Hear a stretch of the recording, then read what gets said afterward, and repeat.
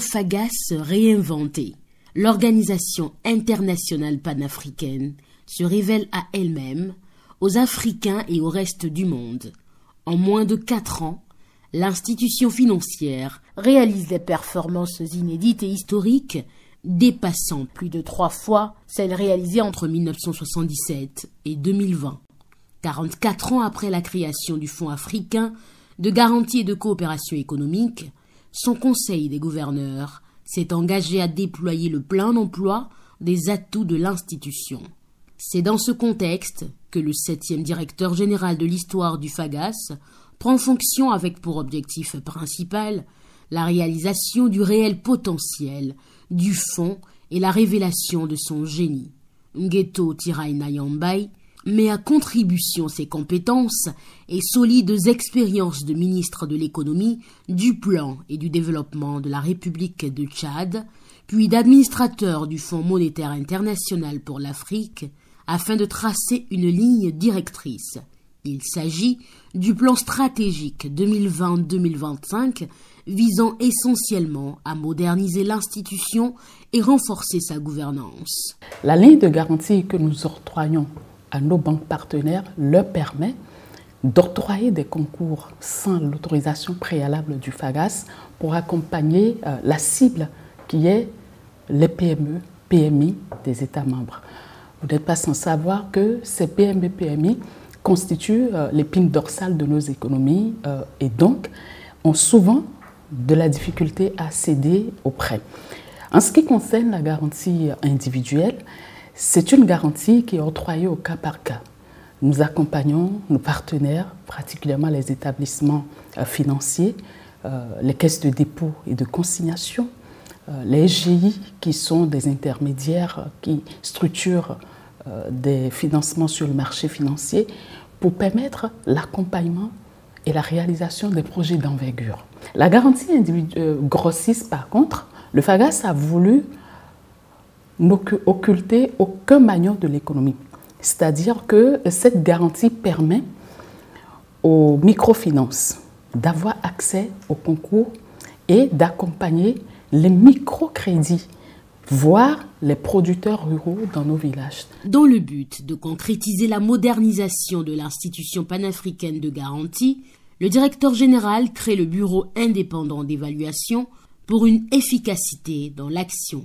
Il fait naître également l'Institut du FAGAS avec une visée scientifique et de recherche en matière de garantie. Cet institut, effectivement, met en exergue les différents acteurs de l'écosystème pour pouvoir vulgariser le métier de garantie, pour mieux le faire connaître, notamment à travers les formations, et renforcement de capacités, des échanges d'expériences au niveau des différents acteurs de l'écosystème.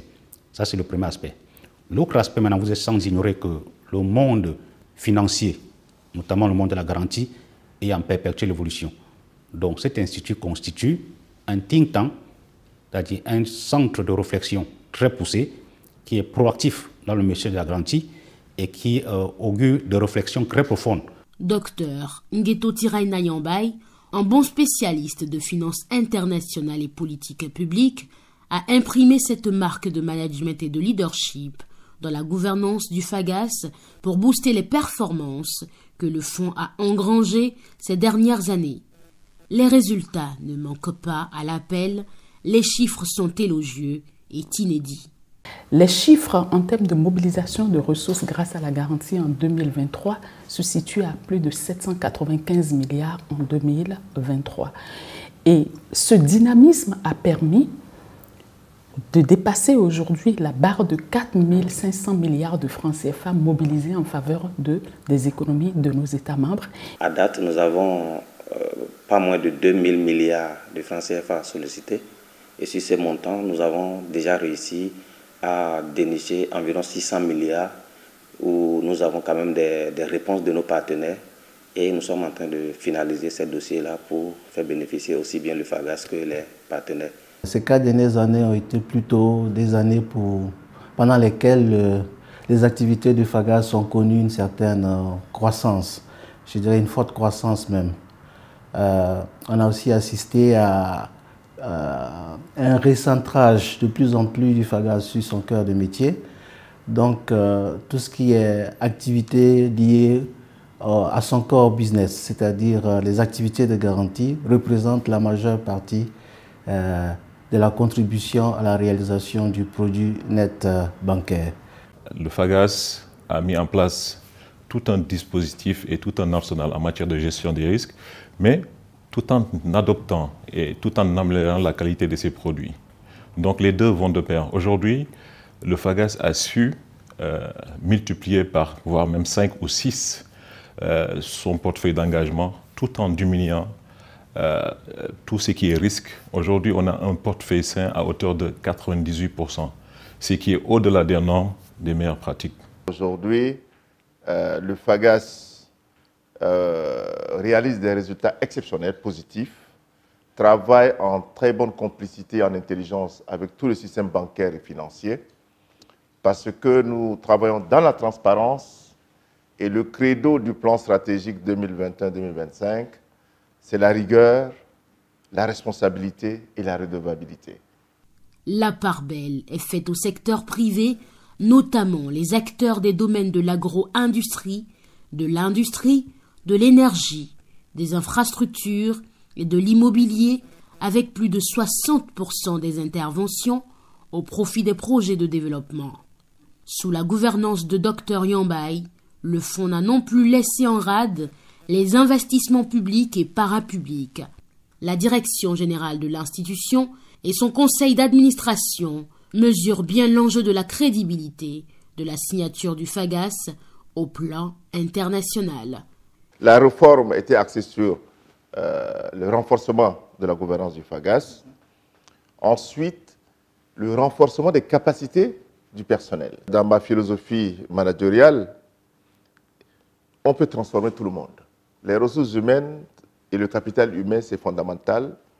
Et quand les règles du jeu sont claires en termes de gouvernance, les responsabilités et les engagements des uns et des autres se font de façon claire. Ce que le directeur général a fait, c'est recruter du personnel, des nouveaux cadres compétents pour renforcer justement l'équipe du FAGAS. Et dans ce travail qui a été fait, il faut souligner le fait que tous les pays membres du FAGAS devraient être représentés dans le personnel. Et ça, c'est important, qu'il faut le souligner. Et cet équilibre-là, nous devons de le préserver. Mais derrière ces prouesses, qui traduisent la réussite des modes opératoires du FAGAS, se cache l'interaction entre le fonds et les institutions bancaires et boursières. La CGF Bourse du Sénégal, la Banque sahélo-saharienne pour l'investissement et le commerce et les banques centrales de ces zones d'intervention se réjouissent toutes des résultats de la nouvelle dynamique. Le dernier en date, c'était une levée pour financer la construction de résidences universitaires au niveau du Sénégal. Et FAGAS était intervenu pour accompagner l'émetteur pour réussir cette levée. Et je dirais même que nous avons bouclé la levée en 2 jours grâce à cette garantie.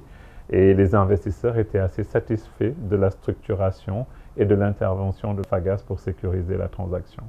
Mon expérience personnelle, ces dernières années, il faut dire que le FAGAS a joué un rôle. Mais je veux dire, on sent de plus en plus son impact sur son impact et son apport considérable sur le financement, dans nos dossiers. Je salue au passage vraiment le directeur général du FAGAS qui vraiment ne ménage aucun effort, ainsi que ses collaborateurs, à vraiment nous accompagner dans la qualité et dans les délais. Les évolutions du FAGAS sur la période 2020-2024 se matérialisent également par la proactivité de ses représentations régionales et bureaux dans les différentes zones qu'il couvre sur le continent. Au niveau de la zone Afrique centrale, où les interventions étaient par le passé très faibles. Le travail que nous avons réalisé aujourd'hui nous a permis de multiplier par 4 le bilan des interventions du FAGAS dans cette zone. L'Afrique est en mutation et le FAGAS doit s'intégrer dans cette mutation-là et surtout encore d'anticiper Parce qu'en tant qu'institution financière, la finance internationale, c'est de la prévision de l'anticipation rationnelle. Et avec des jeunes cadres, des partenaires extérieurs, on se fait évaluer par nos partenaires, les banques, les marchés financiers, qui nous disent « ça c'est bon, ça c'est mauvais, ajustez-vous ». Depuis 2021, tous les contrats, les conventions signées par le FAGAS ont abouti, c'est-à-dire qu'il n'y a pas eu de casse. Ça montre justement la qualité du travail qui est fait au niveau du FAGAS et le sérieux qu'on y met. Ce bilan a valu des reconnaissances de mérite au directeur général et son équipe sur le continent et en dehors. Les chantiers du plein financement du commerce international, les nouveaux types de garanties et plusieurs autres défis demeurent au FAGAS. Ils sont à graver en lettres d'or au rang des perspectives de l'institution. Le FAGAS entend apporter sa pierre à l'édifice en garantissant les lettres de crédit qui seront octroyées par ces différentes banques qui sont installées dans nos zones monétaires pour pouvoir permettre de booster le trade finance, donc le financement du commerce international. Ça, c'est un aspect important sur lequel nous mettons l'accent. D'autre part, maintenant, nous avons les nouveaux challenges, c'est-à-dire les nouveaux types de garanties. Nous appelons les MT760, les garanties SWIFT.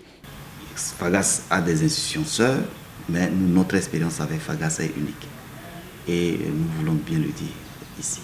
Donc, FAGAS, c'est l'alternative à la nécessité de disposer des garanties réelles pour obtenir des financements. Comme le FAGAS se porte bien aujourd'hui, les perspectives que je suis en train d'entrevoir seront meilleures encore parce qu'aujourd'hui, nous avons 7 États qui veulent adhérer au FAGAS, donc des pays anglophones, hein, parce que bon, on est resté entre nous francophones pendant longtemps, donc ils vont adhérer au FAGAS et des institutions internationales également. À nos partenaires, je dirais que le FAGAS est constamment en train de réfléchir sur comment faire pour booster l'économie des pays membres. Et nous avons aujourd'hui toute une panoplie de partenaires financiers qui sont prêts, aussi bien financièrement que techniquement, à venir investir en Afrique et dans les pays membres du FAGAS. Plus que jamais engagée et déterminée, la direction générale du FAGAS, son conseil d'administration et son conseil des gouverneurs travaillent à imposer le fonds comme une institution publique internationale, leader du financement de l'Afrique, qui lui permet d'accroître son potentiel économique.